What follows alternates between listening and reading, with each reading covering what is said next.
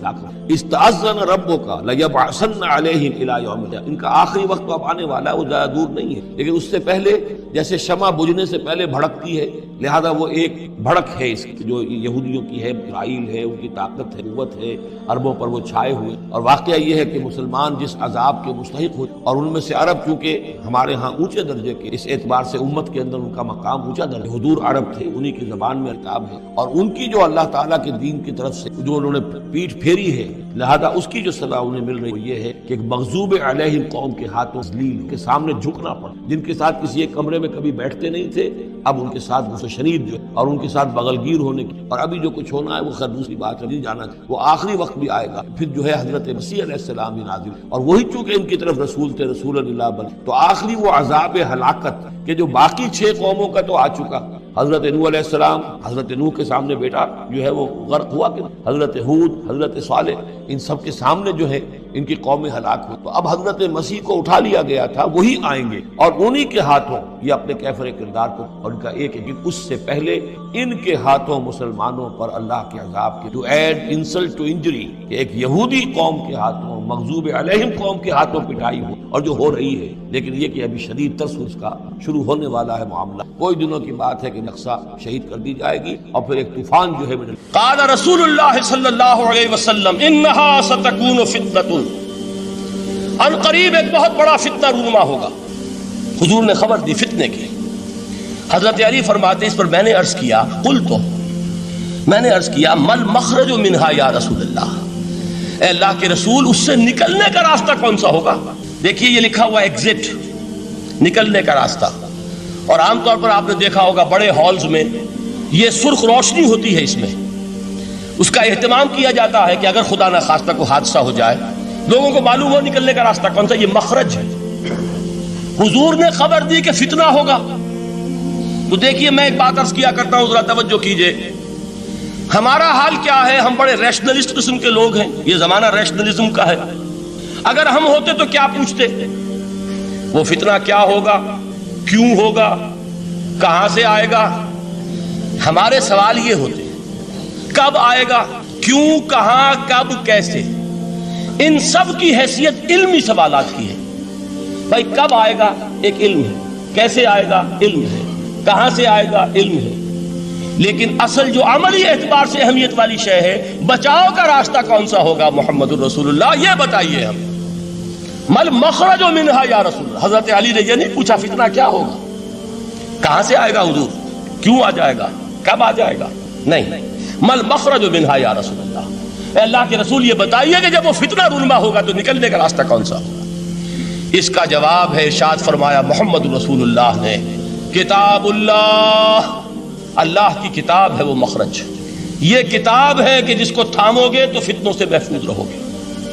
اس کے بعد آپ فرماتے ہیں فیہ نبأ ما قبلکم وخبر ما بعدکم وحکم ما بینکم. اس میں تم سے پہلوں کی بھی خبریں موجود ہیں، عاد اور سمود اور قوم نوح اور قوم ہود اور قوم لوط اور قوم صالح اور آل فرعون. یہ کون ہے؟ من قبلکم، تم سے پہلے. وفیہ خبر ما بعدکم، جو کچھ تمہارے بعد ہونے والا ہے اس کی خبریں بھی موجود ہیں. لیکن وہ کیسے ہوں گی؟ وہ بٹوین دی لائنز ہوں گی، وہ بین السطور ہوں گی. ان کے لیے انسان کو، آپ کو معلوم ہے ایک عبارت میں سطور ہوتی ہیں اور ایک درمیان میں ہوتا ہے، ان کے کچھ لکھا ہوا نہیں ہوتا. You have to read between the lines. Quran میں بعد میں آنے والے حالات بھی درج ہیں، لیکن اس طرح نہیں جیسے کہ پچھلے حالات درج ہیں. اس کے لیے ذرا ان ڈیپتھ پونڈرنگ اوور، غور و فکر اور تدبر کی ضرورت ہوگی. وحکم ما بینکم، اور جتنے اختلافات تمہارے اندر پیدا ہوں گے تا قیام قیامت، ان سب کا فیصلہ بھی اس کتاب میں موجود ہے. وَهُوَ حَبْلُ اللَّهِ الْمَتِينُ وَهُوَ الذِّكْرُ الْحَكِيمُ. یہی تو ہے وَهُوَ الصِّرَاطُ الْمُسْتَقِيمُ. سیدھا راستہ اور کون سا؟ یہ قرآن تو ہے. ہر رکعت میں کہتے ہو اهْدِنَا الصِّرَاطَ الْمُسْتَقِيمُ، اور قرآن دیا ہوا ہے اس پر غور نہیں کرتے. عجیب تماشا ہے ہمارا. نماز کی ہر رکعت میں اهْدِنَا الصِّرَاطَ الْمُسْتَقِيمُ، اور حضور فرمائے وَهُوَ الصِّرَاطُ الْمُسْتَقِيمُ. صراط مستقیم یہ قرآن ہی تو ہے. الذکر الحکیم یہ قرآن ہی تو ہے. وَهُوَ حَبْلُ اللَّهِ الْمَتِينُ، اور یہی ہے اللہ کی مضبوط رسی. آپ نے قاری صاحب سے وہ آیات سنی سورہ آل عمران کی، وَاعْتَصِمُوا بِحَبْلِ اللَّهِ جَمِيعًا وَلَا تَفَرَّقُوا. اللہ کی رسی کو مضبوطی سے مل جل کر تھامو اور تفرقے میں مبتلا نہ ہو. تفرقہ ہوگا تو کیا ہوگا؟ تمہاری ہوا اکھڑ جائے گی. آج آپ کو معلوم ہے دول عرب اگر یہ یکجا ہو جائیں ایک دن کے لیے اسرائیل قائم نہیں رہ سکتا. امریکہ نہیں، امریکہ کا باپ اسے قائم نہیں رکھ سکتا. اگر امت عرب ہی جمع ہو جائے عالم اسلام تو بڑی شے ہے. جو وسائل ان کے پاس ہیں، جو اللہ تعالیٰ نے ان کو نعمتیں عطا فرمائی، لیکن افتراق، انتشار، اختلاف، جتھے بندی، گروہ بندی، دھڑے بندی، اس نے اسرائیل کا خنجر ان کے سینے میں پیوست کیا ہوا. اس لیے کہ فَتَذْهَبَ رِيحُكُمْ، اگر تم اختلاف کرو گے تو تمہاری ہوا اکھڑ جائے گی. آج وہ ہوا اکھڑ چکی ہے. تو فرمایا وَاعْتَصِمُوا بِحَبْلِ اللَّهِ جَمِيعًا وَلَا تَفَرَّقُوا، اللہ کی رسی کو مضبوطی کے ساتھ مل جل کر تھامو اور تفرقے میں مت پڑو. حضور فرما رہے ہیں وہ اللہ کی رسی کون سی؟ ہوا حبل اللہ المتین، یہی قرآن ہے اللہ کی مضبوط رسی. علامہ اقبال نے کیا خوب کہا ہے. علامہ اقبال نے قرآن اور حدیث کے حقائق کو جس طریقے سے اشعار کا جامع پہنایا ہے، وہ تو خود کہتے ہیں گوہر دریائے قرآن سفتام، میں نے قرآن مجید کے دریا سے موتی نکال کر اپنے اشعار کے اندر میں نے چن دیے ہیں. میرا کام اور کچھ نہیں ہے. موتی کوئی بھی غواص پیدا نہیں کرتا، دریا کی گہرائی سے نکال لاتا ہے. یہ میری حکمت نہیں ہے جو میرے اشعار میں ہے، یہ میں نے قرآن مجید کے دریا میں غوطہ زنی کر کے اس سے یہ موتی نکالے. گوہر دریائے قرآن سفتام. اب دیکھیے اسی حدیث کے اس ٹکڑے کو کیسے شعر میں لائے ہیں. از یک آئینی مسلمان زندہ است، پے کرے ملت سے قرآن زندہ ہست. مسلمان کی زندگی تو ایک آئین کے بدولت ہے. یہ آئین قرآن جو کہا تھا کبھی قائد اعظم مرحوم نے، جب پوچھا گیا تھا کہ آپ کے پاکستان کا دستور کیا ہوگا، کیا فرمایا تھا؟ یاد کیجئے کہ ہمیں کسی نئے دستور کی ضرورت نہیں، ہمارا دستور 1400 برس پہلے طے ہو چکا ہے. یہ ہماری بدقسمتی ہے جو کچھ کہا تھا قائد اعظم نے کہ God has given us a golden opportunity to prove our worth as architects of a new state, and let it not be said that we didn't prove equal to the task. میں معذرت کے ساتھ عرض کروں گا حضرت کہ واقعہ یہ ہے کہ ہم اس کے ایکول ٹو دی ٹاسک ثابت نہیں ہوئے. قائد اعظم کا دیا ہوا پاکستان آج دنیا میں موجود نہیں ہے. اس کا ایک حصہ اپنے نام سے دستبردار ہو کر بنگلہ دیش بن چکا ہے. اس نے اپنی تاریخ کو خیر بات کہہ دیا ہے. حالانکہ مسلم لیگ کی جنم بھومی ڈھاکہ ہے. 1906 میں ڈھاکہ میں مسلم لیگ نے جنم لیا تھا. اور اگر وہ صرف ہم سے علیحدہ ہوتا یا گہرا صدمہ ہوتا، لیکن یہ کہ اس نے جب نام بدلا ہے در حقیقت اس نے اپنے تاریخ سے، اپنے پس منظر سے استعفیٰ دیا. یہ ہمارا دوہرا ہمارے لیے صدمے کی بات ہے. کیا 2 یمن موجود نہیں ہے؟ ان میں سے کوئی ایک بھی اپنا نام چھوڑنے کو تیار ہوگا؟ کیا 2 جرمنی دنیا میں موجود نہیں ہے؟ کوئی ایک بھی ان میں سے اپنا نام چھوڑے گا؟ کیا 2 کوریا نہیں ہے؟ 2 ویتنام نہیں ہے؟ تو کیا 2 پاکستان نہیں ہو سکتے تھے؟ ہو سکتے تھے. میں یہ کہا کرتا ہوں کہ یہ گہرا صدمہ ہے علیحدگی، اور دوہرا صدمہ ہے، اور اس سے کہیں زیادہ بڑا کہ انہوں نے اپنا نام بدل دیا، اپنی آئیڈینٹی چینج کر دی. انہوں نے وہ نام اپنے ماتھے سے اتار کر خلیج بنگال کے اندر دبو دیا. یہ بہت بڑی سزا ہے جو ہمیں ملی ہے. کیوں ملی ہے؟ کہ ہم نے 25 برس تک اس قائد جس کو کہا تھا کہ وہ ہمارا آئین ہے، اس کو آئین نہیں بنایا. ہم نے دنیا کے سامنے جھولیاں پساری، ہم نے طرح طرح کے نظاموں کو آزمایا، لیکن اس قرآن کی طرف پیش قدمی نہیں کی. اللہ تعالیٰ ڈھیل دیتا ہے لیکن سزا بھی بہت سخت ہوتی ہے. ان بطش ربک لشدید، وہ ہم پر کوڑا برسا ہے. تاریخ انسانی کی عظیم ترین شکستوں میں سے ایک شکست ہے کہ جو ہمارے ماتھے پر کلنک کے ٹیکے کی طرح موجود ہے. اللہ کرے کہ آئندہ یہ تاریخ اپنے آپ کو نہ دہرائے.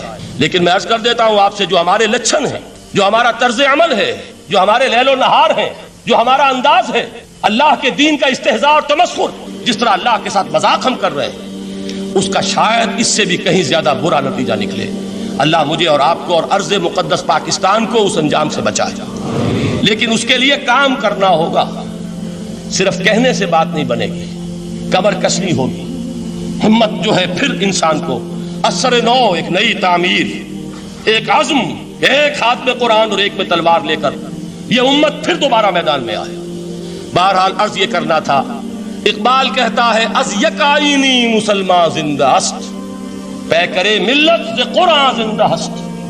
ماں ہما خاک و دل آگاہ اوست، اعتصامش کن کہ حبل اللہ اوست. تامو اس کو مضبوطی کے ساتھ، حبل اللہ یہی قرآن ہے. یہ یک آئینی اور پیکر قرآن کی زندگی، پیکر ملت کی زندگی جو ہے اس قرآن کی بدولت ہے. تو حضور نے کیا فرمایا؟ فتنے سے بچنے کا راستہ کون سا ہے؟ किताब अल्लाह फीह नबअ मा क़ब्लकुम व ख़बरु मा बअदकुम व हुक्मु मा बैनकुम व हुवा सिरातुल मुस्तक़ीम व हुवा हब्लुल्लाहिल मतीन व हुवा ज़िक्रुल हकीम। एक 3 जुमले और सुन लीजिए। हुवल्लज़ी ला यशबअु मिन्हुल उलमा व ला यख़लुक़ु अन कसरतिर रद्द। ये कुरान वो शय है जिससे अहले इल्म कभी शेर न हो सकेंगे। वला तनक़ज़ी अजाइबुहु, इसके अजाइब कभी खत्म नहीं होंगे। ये हीरों की वो कान नहीं है कि जो कभी खाली हो जाए कि सारे हीरे निकल चुके हैं, अब मजीद हीरे नहीं है। नहीं, इल्म और हिकमत के हीरे और हिदायत और हिकमत के मोती इसमें से अबदुल आबाद तक निकलते रहेंगे। जरूरत सिर्फ खोदने की है। मैंने वो लफ्ज इस्तेमाल किया था। आज का कुरान खोदना होगा, आज की हिदायत इस कुरान से निकालनी होगी। कुरान जब नाजिल हुआ ऑन दी सरफेस बिल्कुल जाहिर वो थी उसकी हिदायत जो उस दौर के लिए जरूरी थी।